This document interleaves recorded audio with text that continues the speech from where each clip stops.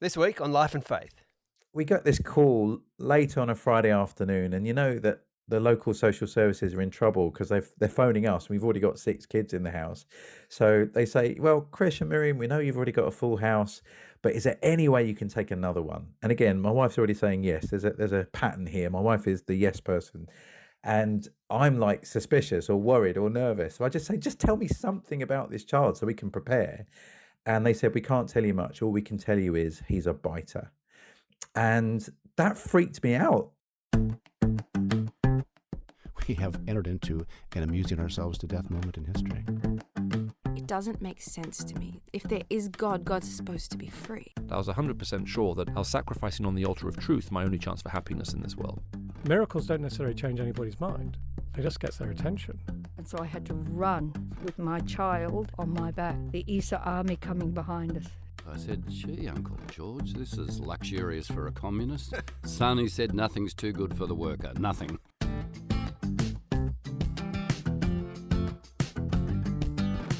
This is Life and Faith from CPX, and this week, Krish Kandiah from the UK. I think you're going to love this. Krish is a prolific author. He's a speaker and writer and social entrepreneur building partnerships across civil society. And he's the founder and director of Home for Good. It's a UK charity finding loving, stable homes for children in the care system and for young refugees. In an article in The Spectator, he asks, can we see potential in those in forgotten corners of our own society? Can we offer a place where vulnerable children can flourish? Krish Kandiah is very sensitive to the huge need for children in need of a home, and he's brimming with positivity and enthusiasm for the possibilities to meet that need. Krish Kandiah, thanks so much for speaking with us. My pleasure. Lovely to be with you. Now, I'm going to ask you a lot about adoption and fostering. You have, tell me if I'm right, 6 or 7 children, a mixture of birthed, adopted, fostered, that you and your wife Miriam have taken into your home, as well as many others fostered. But what's your place like? Must be busy. Oh, it's crazy busy. Yeah, Right. Particularly in lockdown. So there were 8 of us living in lockdown. So my wife and I, and then we have 6 children who are permanent members of our family, 3 through birth, 1 through adoption, and 2 through long-term foster care. And we've been foster carers for the last 14 years. We've looked after about 30 children in that time. Some have stayed for a night, some have stayed for 4 years. And we just want to be available to be helpful to vulnerable children in our nation right now. Well, I want to hear a lot about this. But first, I want to ask you about your mum and what she was like and the influence she had on you in terms of your openness to this type of thing.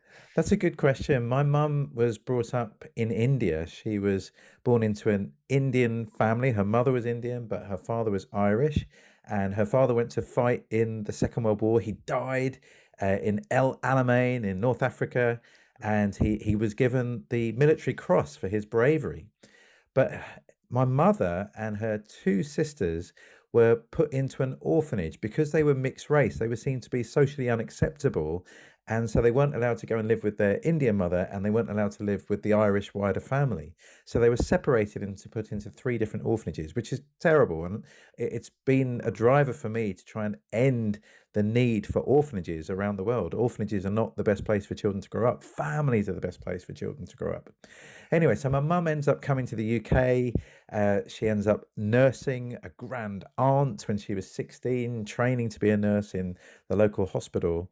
And Britain was quite unreformed in those days. We were pretty racist. People used to throw bananas at her in the street, and they were surprised she knew how to speak English or to eat with a fork. They thought that she lived in the jungle and, lived like Mowgli or something from Jungle Book. And my mum fought a kind of one-woman resistance campaign to this by opening up her house on a Friday evening, cooking up a massive vat of curry and rice, and anyone who didn't feel they fit in, they were welcome at my mum's house. And that's how she met my dad. And then my mum and dad got married. And then my sister and I came along. And there were always strangers in our house. Mum was always hospitable. People would turn up at our house in the middle of the night and have some crazy story. And she'd end up welcoming them in, giving them a cup of tea, and then giving them a bed for the night. And I think my mum really modeled to me what hospitality can look like.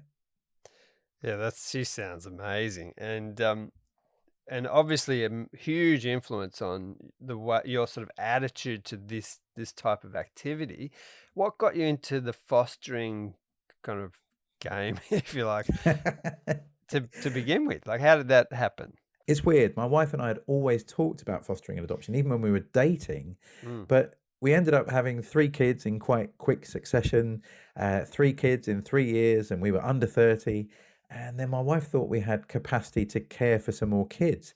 And so we started the process to become foster parents because we thought we could do this.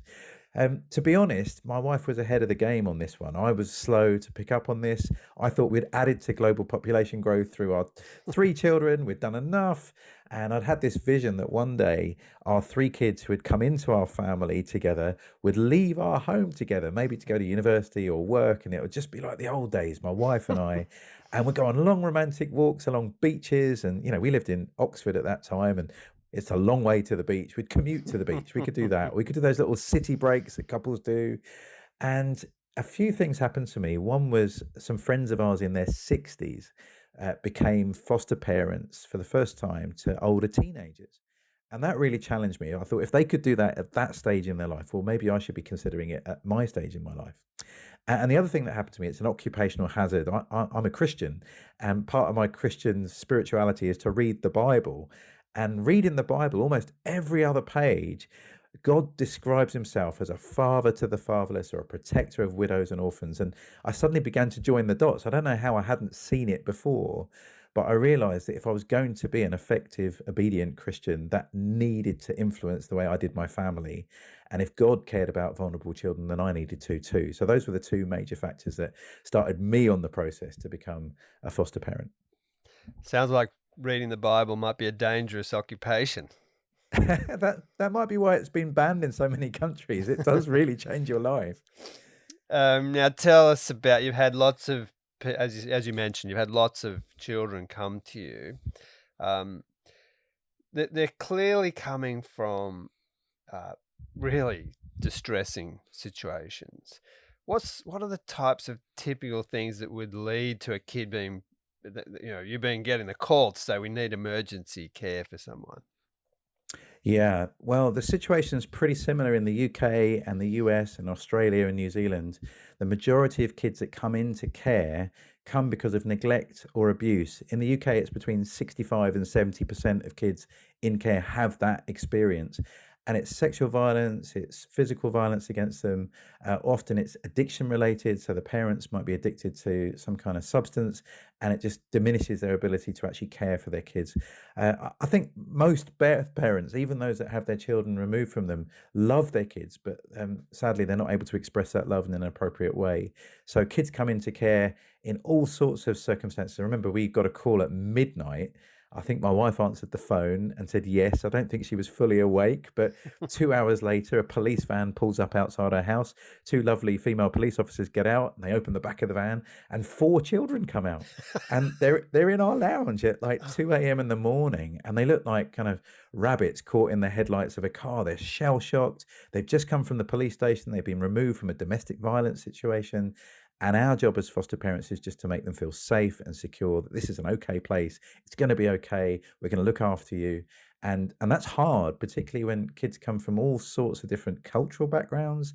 These children from a Muslim background. We've had kids from all sorts of faith backgrounds and no faith background. And how to help them know that this is going to be a safe family for you. That's our top priority. I'm trying to imagine your house. I'm hoping you have a big house, Krish. I wish we had a big house. We've got a lot of small rooms, so that kind of works. And we've extended everywhere we can. Our loft has been converted, and all the kids that can share in the UK, foster children can't share a room with anybody. So our birth kids were very kind, and they were willing to share. So we made room. We made it possible. Tell us about the boy who came to your house with just this description. He's a biter. And why is that such an important story for you? We got this call late on a Friday afternoon, and you know that the local social services are in trouble because they're phoning us. We've already got 6 kids in the house. So they say, well, Krish and Miriam, we know you've already got a full house, but is there any way you can take another one? And again, my wife's already saying yes. There's a pattern here. My wife is the yes person. And I'm like suspicious or worried or nervous. So I just say, just tell me something about this child so we can prepare. And they said, we can't tell you much. All we can tell you is he's a biter. And that freaked me Very out. I promising. go, well, what does he bite? Does he bite things? I can cope with, my furniture getting bite marks. We've got a cat. I've got strange visitors that come. But if he bites people, well, that's different, isn't it? Is that safe? What's he being exposed to? Is that safe for my other kids? I'm kind of going into that mode. And then another part of my brain kicks in. It's the part of the brain I've got that reads the Bible and tries to talk to God and tries to have some kind of moral framework. And it says, hold on, biter, that's an inadequate description of a human person. You and I, we're more than the worst thing we've ever done and more than the worst thing that's ever been done to us. This child is precious. He's valuable. He has intrinsic value, dignity, and worth. That's what I believe. And if I believe that, that's got to affect the way that I treat this lad. And so in he came into our family. He bit loads of stuff, mainly sausages, actually, which was fine. But there was a reason why he bit. And it was because he'd had 8 different homes by the time he was 3 years old. And he'd got speech delay because he was so traumatized. He didn't know who he belonged to, who he was. And he just bit to let the world know that he was there, that he mattered. And it was an incredible journey for us. We looked after him for 9 months, and then he ended up being looked after by a family member, an uncle and an aunt of his. And by the time he left us, he couldn't stop speaking. I wouldn't be surprised if one day he becomes the Prime Minister of England. He could speak for England. And it was such a joy to see that transformation. A boy that had speech delay when he arrives, now we can't stop him speaking when he leaves. There was something very precious about that for us. Absolutely. Now, your charity is Home for Good, and it's trying to find foster places for kids, trying to encourage people towards adoption. There are some pretty depressing statistics, aren't there, when it comes to children who are in these sorts of situations and where they end up. It's a very serious problem that you're trying to address, right? Yeah, kids that come into care and grow up in care and then age out of care, normally around 18, there are some pretty depressing statistics that go with their life chances. So care leavers make up 1% of the UK population, but they're 25% of the homeless population. So they're hugely overrepresented there. In some areas, they make up 70% of the sex workers, or young women that have aged out of foster care. 50% of the under 21 male prison population are young men who have aged out of care or have had care experience. So the care system isn't working for many of these children. And it's pretty depressing because, my daughter, my eldest daughter, went to university this year and she left home. But did she really leave home? We get a phone call from her almost every day. If something needs fixing or she's in trouble, she'll call us. We'll go down and help her. Well, when lockdown's not on and she's going to come home for Christmas and still half her stuff is here. So, we don't expect kids that have had a stable upbringing to be ready to face the world on their own with no parental contact once they hit 18 and go to university or go to work. But we expect kids who have had the most traumatic starts in life to be ready to face life without any ongoing help after they reach adulthood. And that's completely crazy. So I'm a firm believer that no one should age out of care. You never age out of needing a family.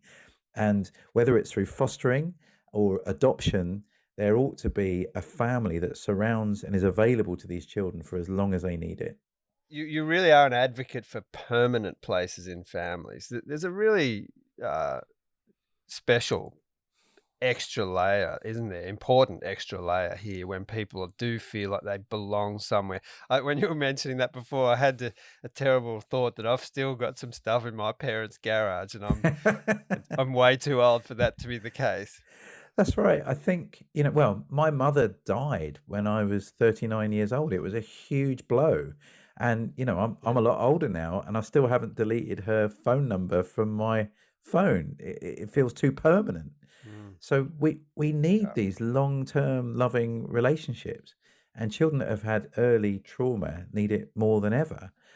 It's one of the reasons I'm an advocate for adoption, and I know that's controversial in Australia particularly, and I understand some of the history of that with the Aboriginal peoples and how they were treated by church groups, governments, do-gooders, people thought it was the right thing to separate children from Aboriginal parents and try to breed that out of them by adopting them into white families. I understand that, and it was totally out of order, and it was tried to be done in Canada and similar stories in New Zealand and America as well. And I would say two wrongs don't make a right. It was totally wrong what happened before, but to reject adoption and to deny children the option of having a permanent loving family is also wrong. And we need to be sensitive. We need to do this well.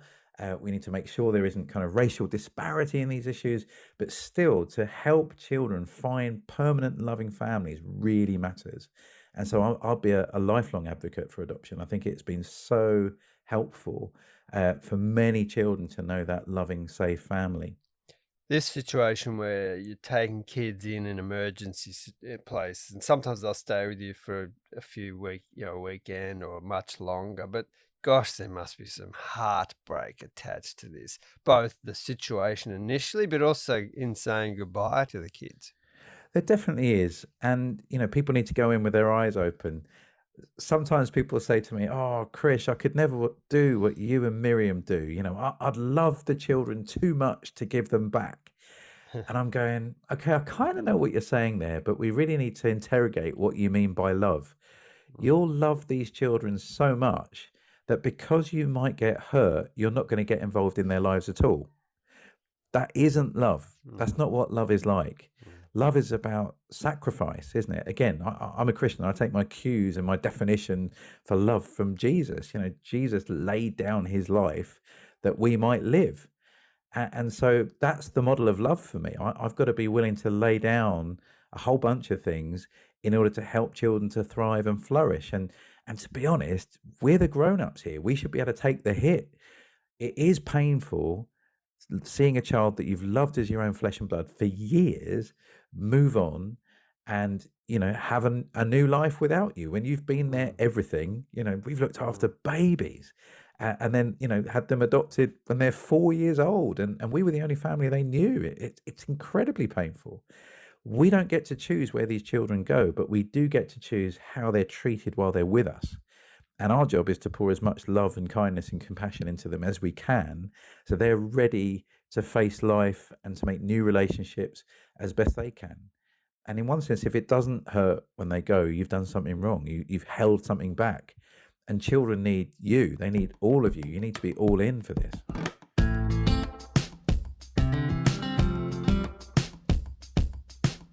This is Life and Faith, and today I'm speaking with Krish Kandiah, author, speaker, and advocate for fostering and adoption. His charity is called Home for Good. Krish is so positive and enthusiastic about this subject. He really believes in being able to make a huge difference. I asked him for some more good stories of real change that he's seen. So one of the happy endings for us is when children are able to go back to their birth families. I think wherever that's possible for a child to go back to their family, that's a win. If, for example, the circumstances of the family change, they're able to reform, they get the help they need, that's wonderful. So I remember one time we looked after this little boy. He was unbelievably cute. But when he came to us, he was thin, he was underweight, he had malnutrition, and he became this kind of beautiful bouncing baby. And our social workers, they traveled the earth to try and find this lad's birth father. His birth mum ended up with an addiction issue, so she couldn't have the child back. But the birth dad had been repatriated to another country, and he came. They found him. They brought him back, and we were mentoring him to be a dad to a child that he'd never known. And he asked us if we'd help him throw a party to celebrate that he was getting his son back. So we had all his mates come, and I don't think we had a common language between us. We had lots of smiles and cheers, but there was something beautiful that this boy was going to live with his biological dad. It was amazing to make that happen. Or I think of another time when a lad turned up at our house, and he was huge. He was only 13, but he was taller than me. And he was all hunched over and really upset. He'd come straight from accident and emergency. and he had a big bandage on his arm and a scar on his face, and there'd been a domestic violence situation that he'd been removed from, and he'd gone straight to the hospital. And he came into our house, and I'm normally quite good at chatting to people.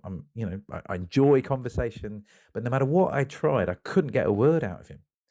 And then my boys turned up. I think they were 12 and 13 at the time, and they used a therapeutic tool I wasn't aware of. It was called an Xbox, and they challenged this guy to a game of soccer, FIFA.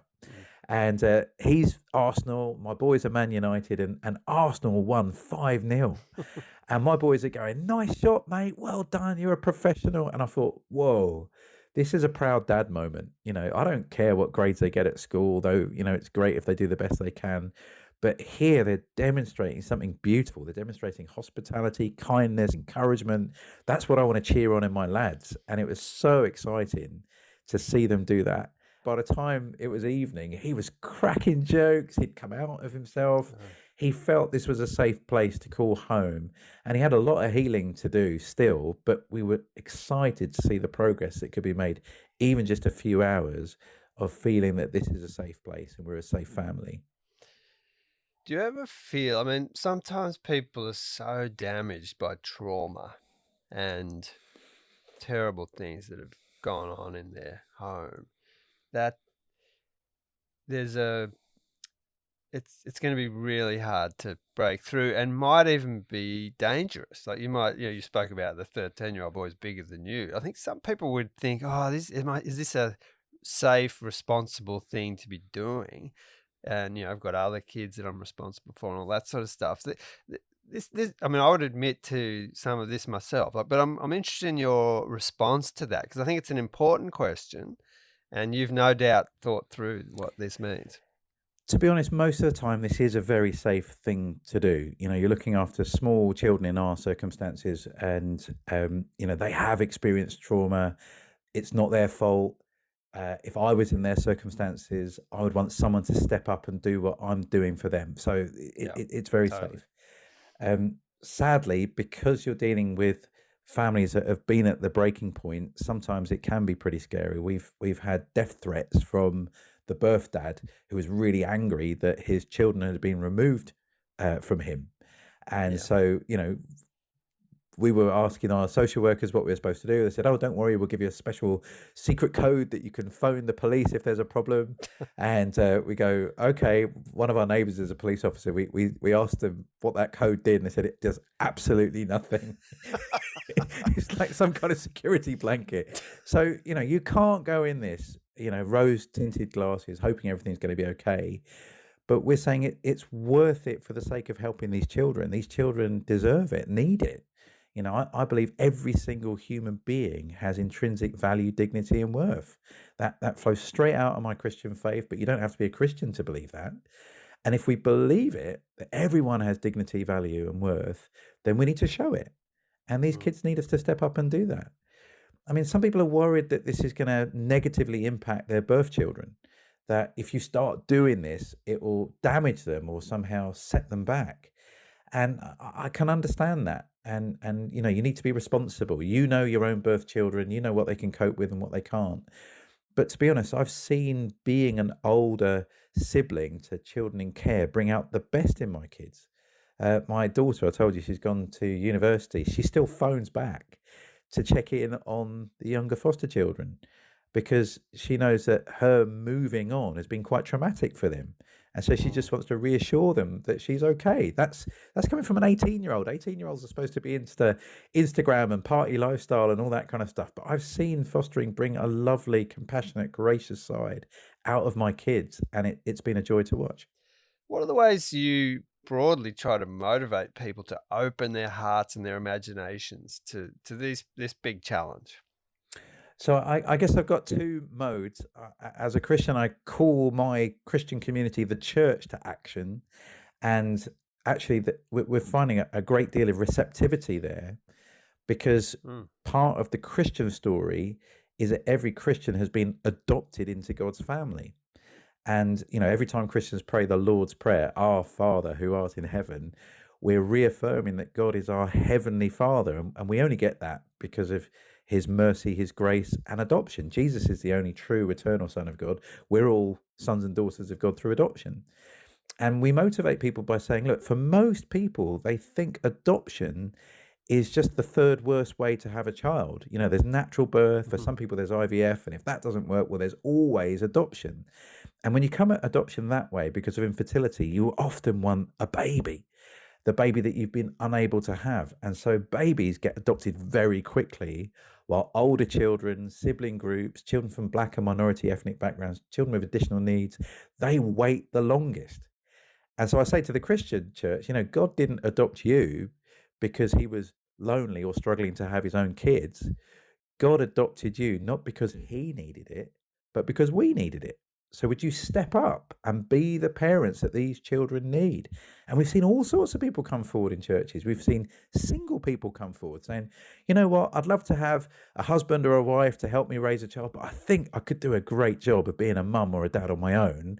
And maybe with the church community support, we can make a go of this. And we've seen churches wrap around those singles as they adopt. We've seen millennials adopt before they've tried to have birth children. And that's blown the minds of social workers. They can't understand that. And we had a Guardian article written about these early adopters. I thought that was a really nice phrase they used. Yes.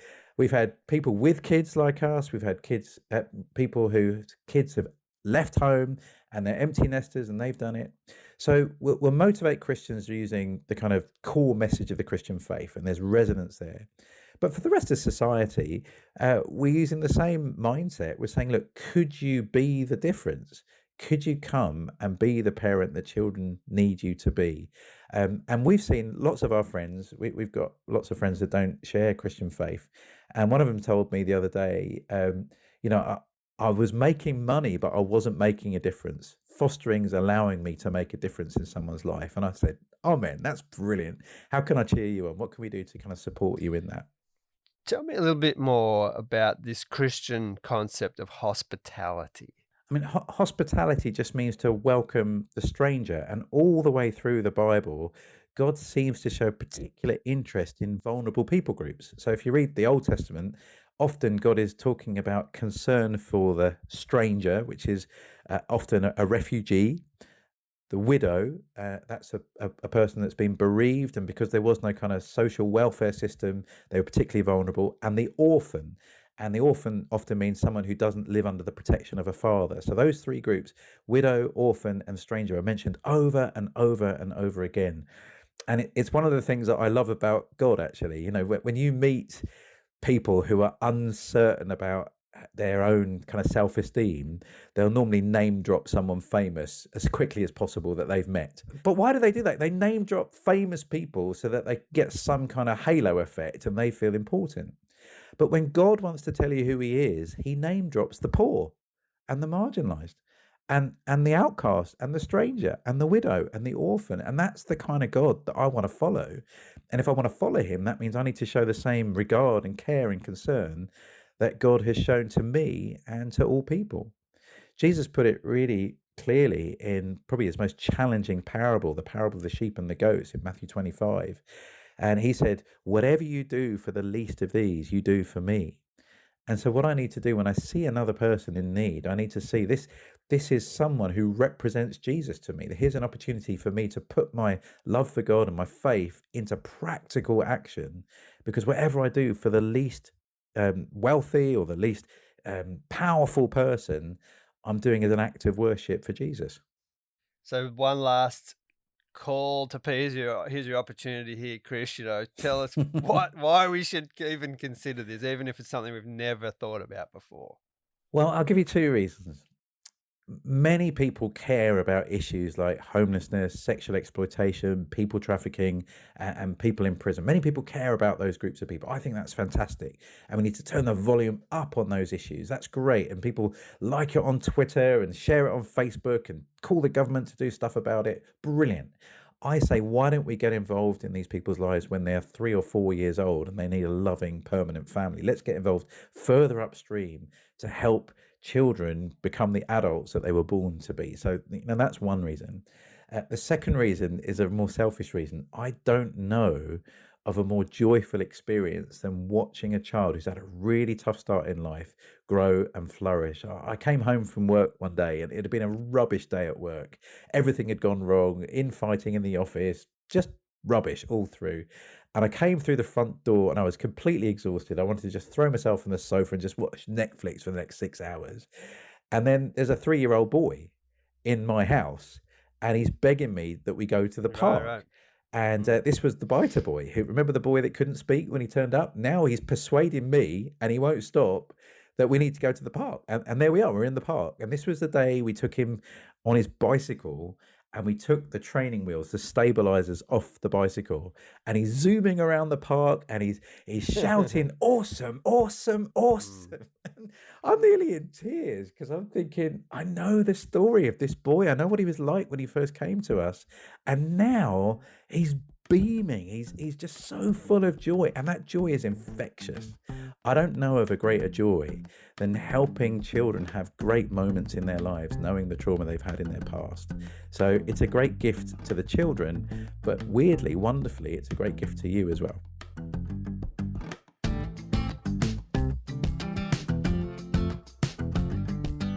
This has been Life and Faith with me, Simon Smart. It's been great to have your company.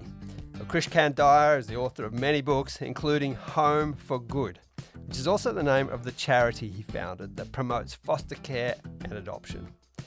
Please do let your friends know about this episode and leave us a rating or review. We want to get Life and Faith out to more and more people, and we rely on you to help do that. Next week. I don't think anyone can really get their head around it. These sort of things where you feel like in your scientific career that your work will build towards something that is, you put hours in, days and stuff in, all this hard work, and then feel as if like maybe the greatest scientific achievement you had was just rocking up to a room and getting a needle stabbed in your arm. I hope it would be more of that. My other work would be more significant, but maybe that will be always a fun anecdote, I guess, in the future.